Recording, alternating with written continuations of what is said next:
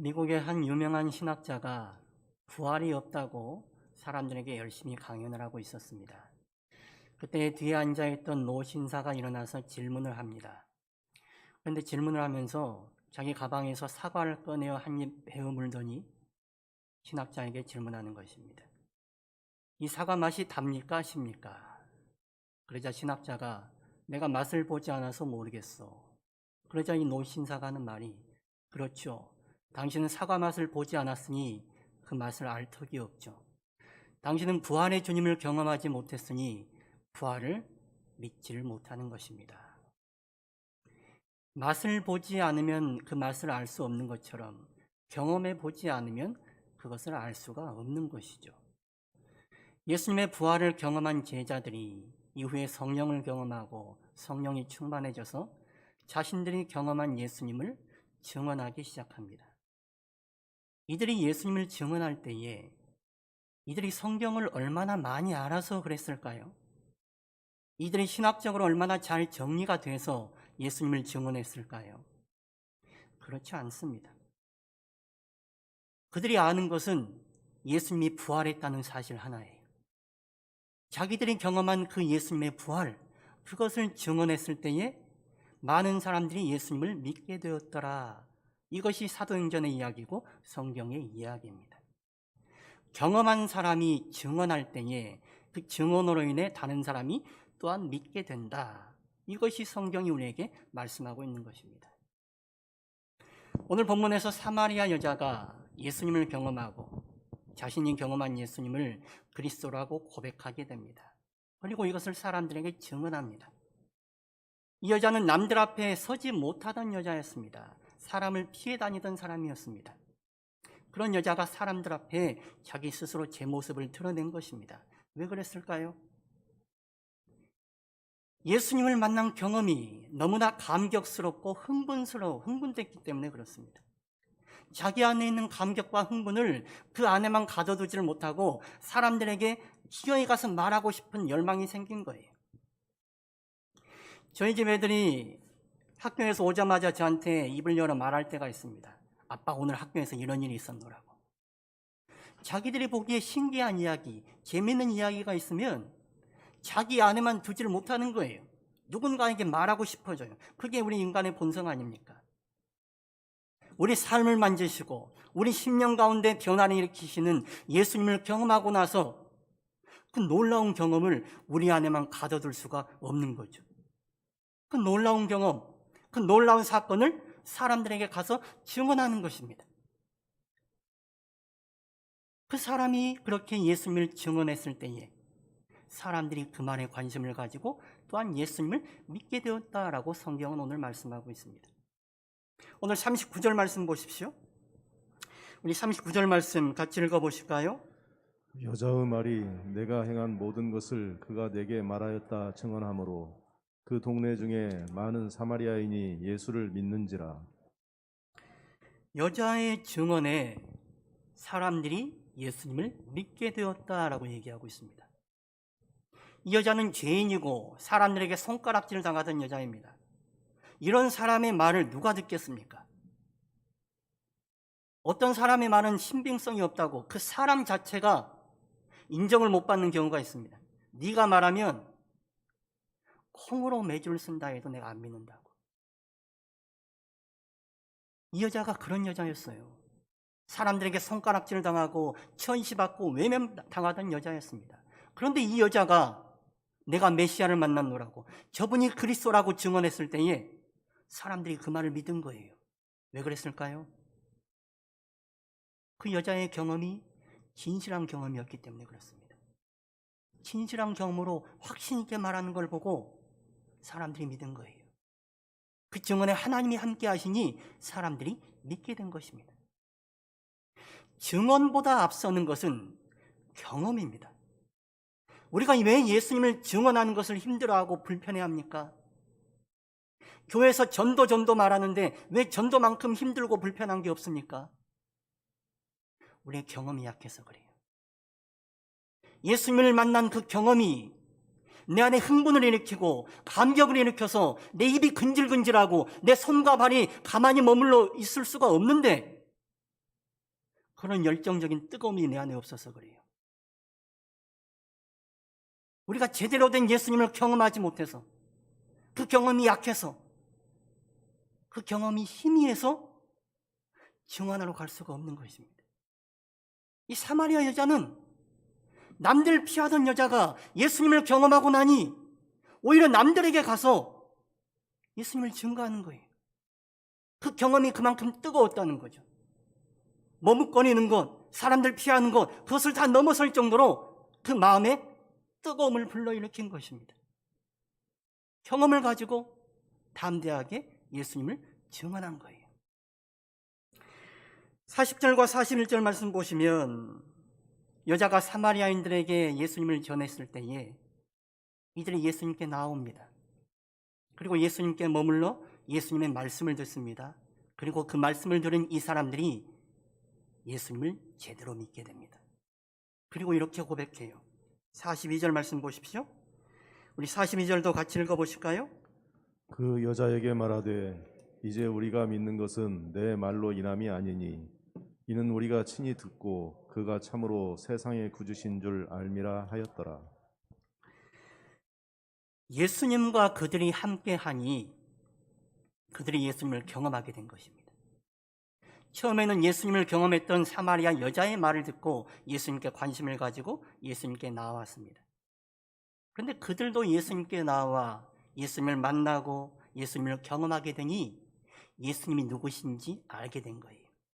그래서 하는 말이 이제는 네가 나에게 증언해서 말하는 예수님을 믿는 것이 아니라 우리가 직접 예수님을 경험해 보니 그분이 누구신 줄 알고 우리가 그분을 믿게 되었노라라고 고백하고 있는 것입니다. 한 사람의 경험이 증언으로 나타났을 때에 다른 사람이 그 증언을 통해 예수님께 나아오고 예수님께 나온 그 사람들이 예수님을 만나고 그 예수님을 만났을 때 그들도 믿게 되었더라. 이게 오늘 성경의 이야기입니다.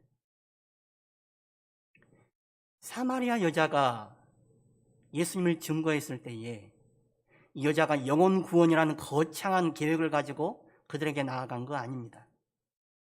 전도에서 상급받으려는 마음 가지고 그들에게 나아간 거 아닙니다. 그저 예수님 만나게 감격스럽고 대단해서 그 경험 주체할 수 없어서 그들에게 그저 예수님 전한 거예요. 전도는 이렇게 하는 것입니다. 하라 하라 누가 하라고 해서 됩니까? 하라 하라 했으면 우리가 수천 명 전도하지 않았겠습니까? 그런데 한 명 전도하기 어려운 이유가 뭐냐? 내 안에 예수님을 만난 경험이, 그 열정이, 뜨거움과 감동이 약해서 그런 거예요. 내 안에 제대로 된 경험이 있으면, 그 예수님을 만난 그 경험이 내게 흥분을 가져오면 나는 가만히 있을 수 없어요. 우리는 가만히 있을 수 없습니다. 전도하지 말라 그래도 나가서 전할 거예요. 사마리아 여자, 남들 눈 피하에 다니던 여자예요. 그들에게 전도하면 안 돼요. 예수님의 부활을 경험했던 제자들, 전도하러 가면 안 돼요. 죽어요. 그런데 왜 그들이 사람들에게 가서 자기들이 경험한 것을 증언했습니까? 그 경험이 너무 뜨거워서 그런 거예요. 경험이 너무 강렬하고 감격적이어서 그 경험을 자기 안에만 가둬둘 수 없었기에 자기 목숨을 내놓고 자기 모든 것을 돌아보지 않고 내가 예수님을 만났노라고, 예수님이 내게 이렇게 했노라고 자기의 경험을 증언한 것입니다. 우리는 오늘 이 본문에서 하나님의 일이 진행되는 중요한 원리를 발견할 수 있어야 합니다. 먼저 하나님을 경험한 사람이 자신의 경험을 다른 사람에게 들려줄 때에 그들도 예수님께 나아오게 되고 예수님께 나온 그들이 또다시 예수님을 경험하게 된다는 거예요. 그래서 누군가가 그들에게 들려주지 않으면 그들이 주님께 나올 수가 없다는 거죠. 또 하나 하나님의 일이 진행되는 중요한 원리는 예수님과 함께 하게 되면 사람들이 예수님을 믿게 된다는 거예요. 예수님과 함께하고 예수님의 말씀을 진정으로 듣게 되면 예수님을 믿게 돼요. 믿음은 어디에서 납니까? 시간이 지나면 믿음이 생기는 게 아니에요. 믿음은 예수님의 말씀을 듣는 곳에 일어나는 것입니다. 로마서 10장 17절 말씀, 믿음은 들음에서 나며 들음은 그리스도의 말씀으로 말미암았느니라. 사마리아 사람들이 예수님께 나와 예수님의 말씀을 들었을 때에 그들도 예수 믿게 된 것입니다. 사마리아 사람이 구원받으리라고 누가 생각이나 하겠습니까? 사마리아 사람들이 구원받을 거라고는 아무도 생각하지 못했어요. 그러나 그들이 예수님께 나와 예수님의 말씀을 듣게 되니 그들이 믿음이 생기고 믿음이 자라난 것입니다. 오늘 보면 40절과 41절 말씀 다시 한번 보십시오. 우리 말씀 같이 한번 읽어보실까요? 사마리아인들이 예수께 와서 자기들과 함께 유하시기를 청하니 거기서 이틀을 유하심에 예수의 말씀으로 말미암아 믿는 자가 더욱 많아. 사마리아인들이 사마리아 여자의 증언을 듣고 예수님께 나왔습니다. 예수님이 메시아인가 알아보기 위해서 나온 것입니다. 그리고 그들이 하는 말이 자기들과 함께 유하시기를 청하였다, 그렇게 말하고 있습니다. 우리와 함께 유하십시다. 유하다는 것은 머물다는 것입니다. 우리와 함께 머물러 주십시오라고 요청을 했습니다. 그래서 예수님께서 거기에 이틀이나 머무셨다라고 말하고 있습니다. 유대인이 사마리아인과 가까이 하는 것도 힘든 이야기인데 사마리아인 사람 집에 이틀 동안이나 머문다는 것은 대단한 일입니다. 예수님이 왜 이렇게 하셨습니까? 그들이 그러길 요청해서 그런 거예요.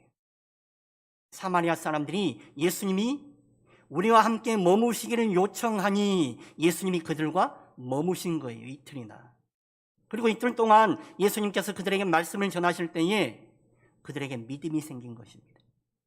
예수님의 말씀을 듣고 믿는 자가 많아졌다. 믿음이 생기고 믿음이 자라난 거예요.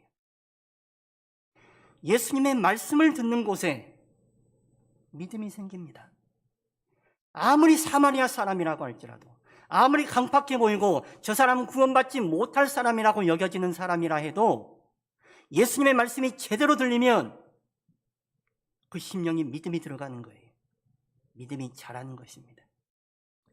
예수님은 어디에 임하시고 어떻게 임하신 줄 아십니까? 말씀을 사모하는 곳에, 말씀 듣고자 하는 곳에 예수님이 머무십니다. 그래서 우리는 예수님이 우리 가운데 머무시기를 요청하셔야 돼요. 예수님이 우리 가운데 머무시고 우리가 그분의 말씀을 들을 때에 그분을 경험할 수 있고 그분을 통해 우리에게 믿음이 생겨날 수가 있는 것이죠. 워렌 버핏이라는 사람이 있습니다.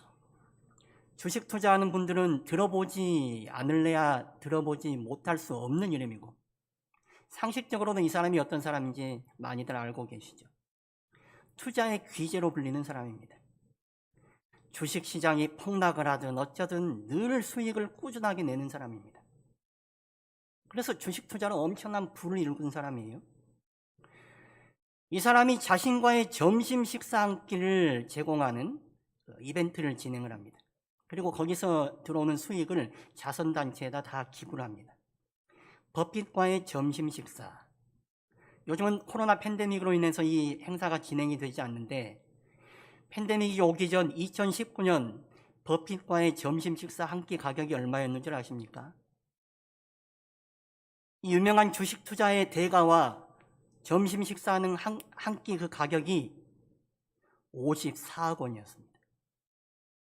별로 놀라지도 않으시는데 점심 식사 한 번 하는데 3시간 점심 식사하는데 54억을 내고 점심 식사하는 거예요. 음식도 대단한 음식 내놓지 않는다 그래요. 버핏과 만나서 이 사람에게 좋은 정보를 얻으려고 하는 거겠죠. 천금 같은 투자 정보를 얻으려고 하는 거 아닙니까? 그런데 이 버핏과 만나본 사람들의 이야기를 들어보면 버핏이 대단한 투자 종목을 찍어주거나 투자 아이템이나 투자 아이디어를 주지 않는다 그래요. 그저 자기의 인생 철학과 삶의 자세에 대해서 얘기한답니다. 별거 없어요. 그런데도 사람들은 버핏과의 만남이 의미 있는 시간이라 생각하는 거예요. 남는 장사라고 생각해서 54억이나 들여서 함께 식사하려고 하는 것입니다. 버핏과의 식사도 남는 장사인데 예수님과 함께하면 얼마나 남는 장사가 되겠습니까? 버핏과 식사하려면 54억 원이나 필요한데 예수님과 식사하려면, 예수님과 함께하려면 뭐가 필요하느냐? 예수님을 향한 갈망하는 마음, 사모하는 마음, 그것만 있으면 됩니다. 그것만 있으면 예수님이 우리와 함께 하시는 거예요. 예수님이 우리와 함께 하시면 우리 인생이 달라지는 거예요. 우리 운명이 바뀌는 것입니다. 죽은 운명이 영혼을 누리는 운명으로 우리 삶이 달라지는 거예요. 그러니 우리가 어떻게 하겠습니까? 예수님과 함께 하기를 사모하셔야죠. 예수님이 우리와 머무시기를 요청하셔야죠.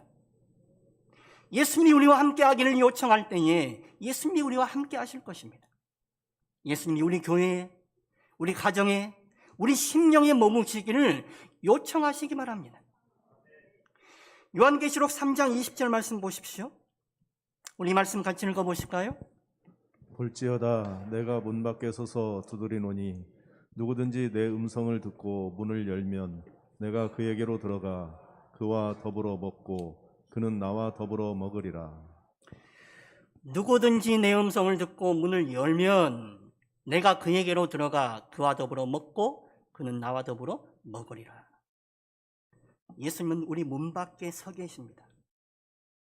예수님은 그냥 강제로 문 열고 들어오시는 분이 아니라 문 밖에 서성이시면서 우리가 문을 열어주기를 기다리고 계세요. 우리 마음의 문을 열어서 예수님을 우리 안으로 초청해 드리시길 바랍니다.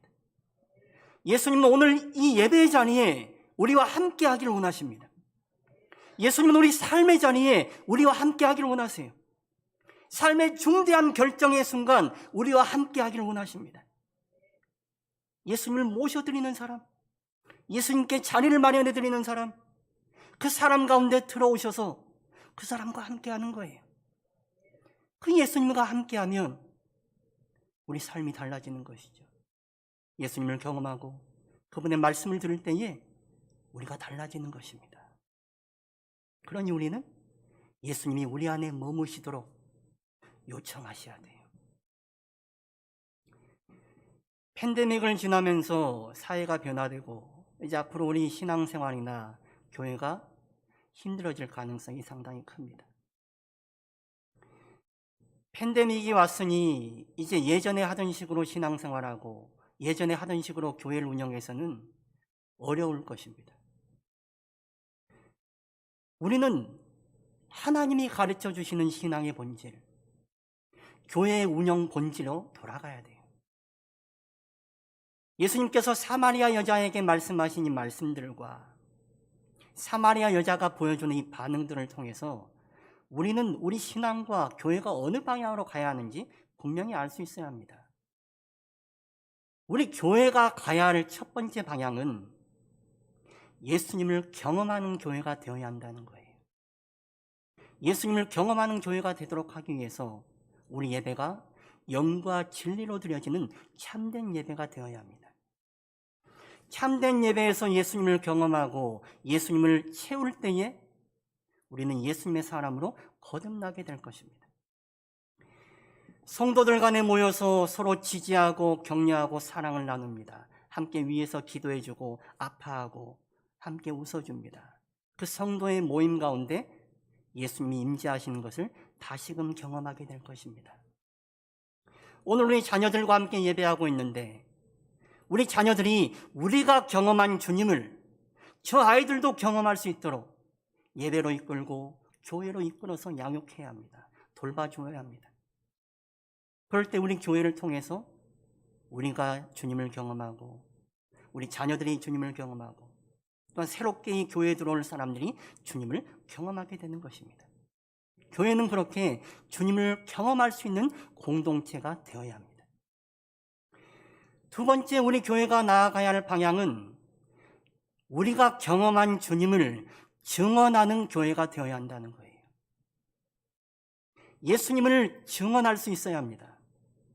내가 경험한 예수님을 곁에 있는 성도들에게 증언할 수 있어야 합니다.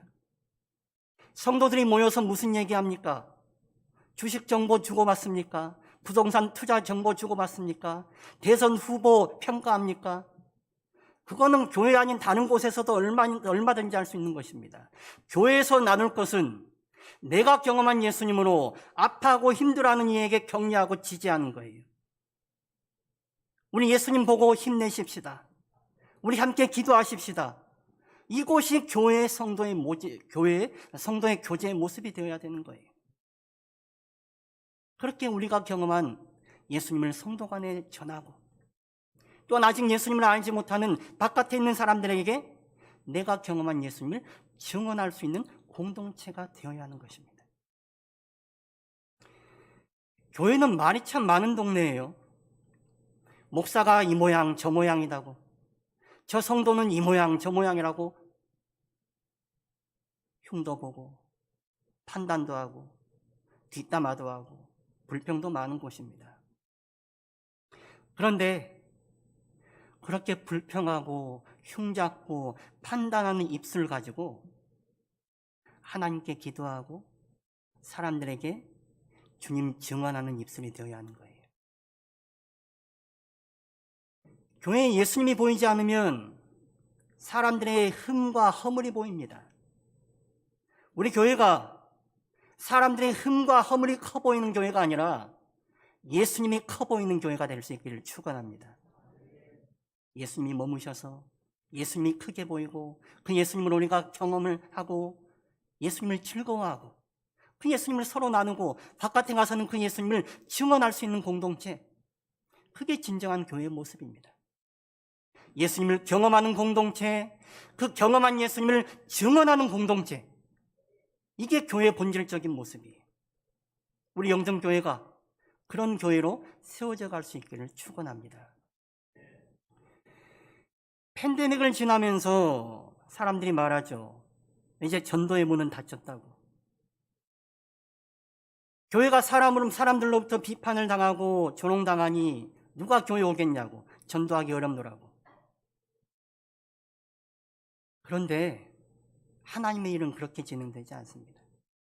그동안 우리가 생각했던 전도에 대해서 진지하게 우리가 생각해 봐야 됩니다. 하나님의 일은 영혼을 구원하고 당신의 영광을 드러내시려는 하나님의 뜻과 의지, 그 일은 멈추지 않습니다. 교회가 실패했다고 해서, 우리의 신앙이 실패했다고 해서 하나님의 의지와 하나님의 일이 멈추는 게 아니에요.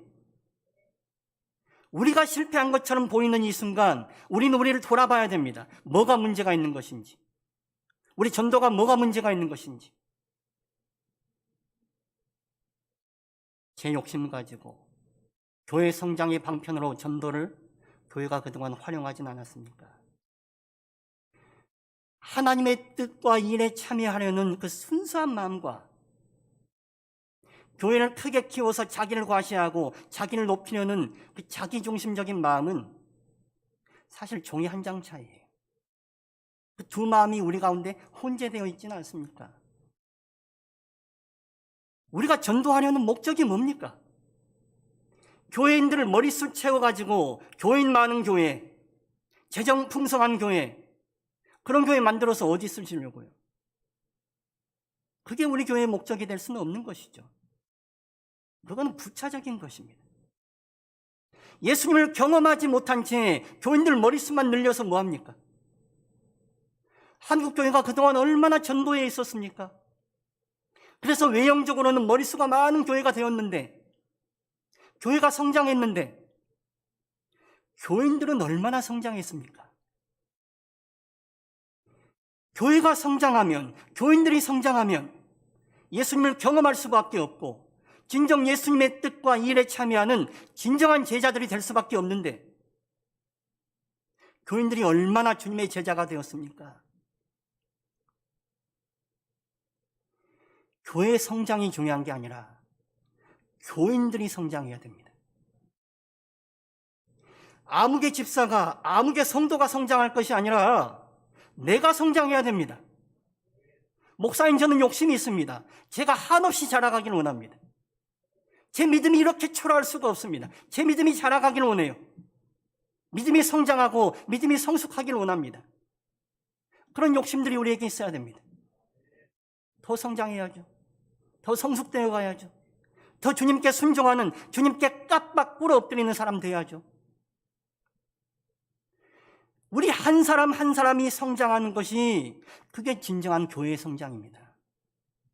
우리 한 사람 한 사람이 주님의 뜻과 일에 참여하는 진정한 제자로 거듭날 때에 그게 교회가 성장됐다는 거예요. 하나님이 머릿수 많은 걸 기뻐하실까요? 아니면 진정한 제자가 많아지는 것을 기뻐하실까요? 우리가 그저 머릿수 채우는데 혈안이 되어서 억지로 사람들 끌어모으는 데 관심 둘 것이 아니라 우리가 주님을 경험하는 데 관심 두시기 바랍니다. 주님을 사모하고 주님을 간절히 열망할 때에 우리가 주님을 경험하게 되는 거예요.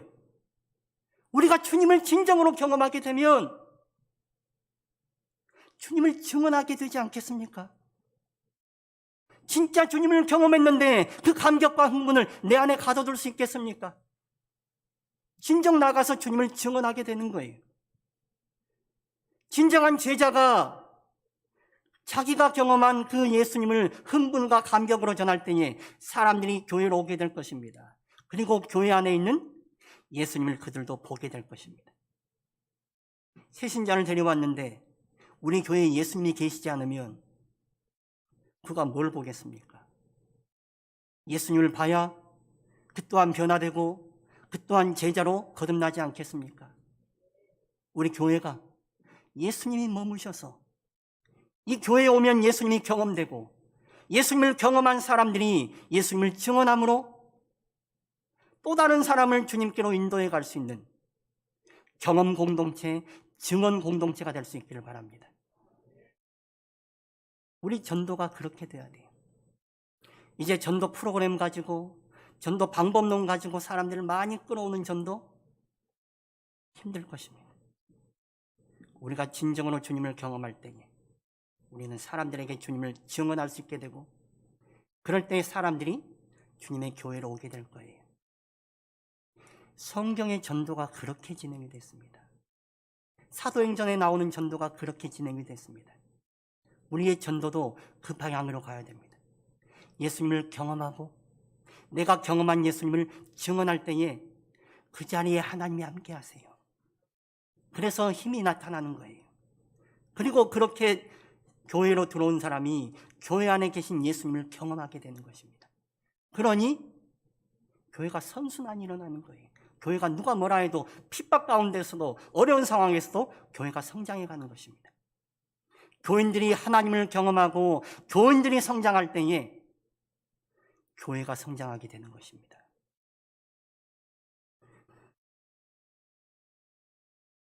팬데믹이 끝나면 이전으로 다 회복될 것이다 라는 근거 없는 자기중심적인 낙관주의도 우리가 경계해야 하지만 팬데믹 때문에 교회는 이제 끝났다, 전도의 문이 닫혔다라는 비관주의도 우리가 경계해야 됩니다. 전도의 문이 닫혔다, 이제 전도 안 된다, 있는 사람들이나 잘해보자. 있는 사람들 잘해보자고요? 있는 사람들이 있으면 여러분 헐뜯고 물어뜯을 거예요. 저 목사 왜 저 모양이냐고, 저 성도 왜 저 모양이냐고. 눈에 보이는 게 뭡니까? 삭막한 사람들밖에 더 보이겠습니까? 주님이 머무시지 않으면, 주님이 경험되지 않으면 그 교회는 분란이 일어나고 어려움 당할 수밖에 없어요.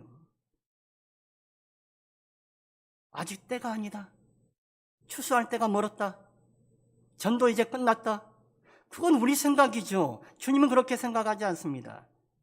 교회가 끝났다는 핍박의 상황에서도 교회는 죽지 않았어요. 교회가 끝났다는 그 상황 속에서도 주님을 경험한 제자들이 주님을 증언하고 참된 교회를 세워갔을 때에 교회가 일어서기 시작한 것입니다. 우리 교회가 바닥에서 다시 일어서야 돼요. 예전에 행하던 습관들 다 버리고 예전의 신앙의 모습들 다 버리고 진정 주님을 경험하고자 하는 갈망 가지고 주님을 사모하는 마음 가지고 주님을 경험하고 그 주님 증언하는 방향으로 가야 돼요. 그래서 우리 안에 주님이 머무시기를 청하셔야 됩니다. 주님, 우리 교회에 오셔서 내가 주님을 경험하게 하시고 우리 교회에 오는 모두가 주님을 경험할 수 있도록 하여 주옵소서. 우리 생각으로 아직 멀었다 말할 게 아닙니다. 요한복음 4장 35절 말씀 보십시오. 우리 말씀 같이 한번 읽어보실까요? 너희는 넉 달이 지나야 추수할 때가 이르겠다 하지 아니하느냐. 그러나 나는 너희에게 이르노니 너희 눈을 들어 밭을 보라. 희어져 추수하게 되었도다. 우리는 추수하려면 아직 멀었다라고 생각할 수 있습니다. 씨도 안 뿌렸는데, 씨 이제 뿌렸는데 언제 추수하겠느냐. 한참 멀었다. 그러나 주님은 말씀하십니다. 그러나 나는 너희에게 이르노니 너희 눈을 들어 밭을 보라. 희어져 추수하게 되었도다. 주님의 일은 주님께서 하시는 거예요. 우리가 하려니까 힘드는 거죠. 되지도 않으면서 왜 우리가 하려고 합니까? 주님이 하시고자 하는 일에 우리는 참여하면 되는 거예요. 어떤 사람이 참여할 수 있습니까? 주님을 경험한 사람이, 주의 말씀을 진정으로 들은 사람이, 그 사람이 주님의 일에 참여하게 되는 거예요. 그래서 주님은 우리에게 주님을 경험할 수 있도록 참된 예배 드리기를 원하시는 거예요.